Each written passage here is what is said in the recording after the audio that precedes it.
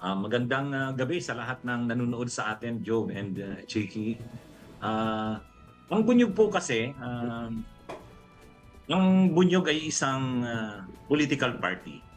Okay. Ito ay isang national political party. Para kaming katulad kami ng akbayan.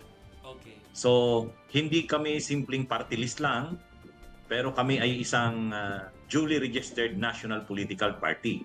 Kaya nga nagpapatakbo rin kami ng senador. Mayroon kaming kandidatong senador si David De Angelo.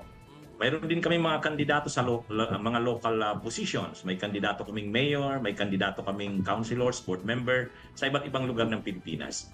Dahil nga po kami ay political party. At the same time, as a political party, sumasali kami sa party list. So dahil hindi kami simpleng party list, hindi lang advocacy ng isang particular sector ang dala namin. Hindi rin lang isang single advocacy ang dala namin. Dahil kami, national political party, multi-sectoral.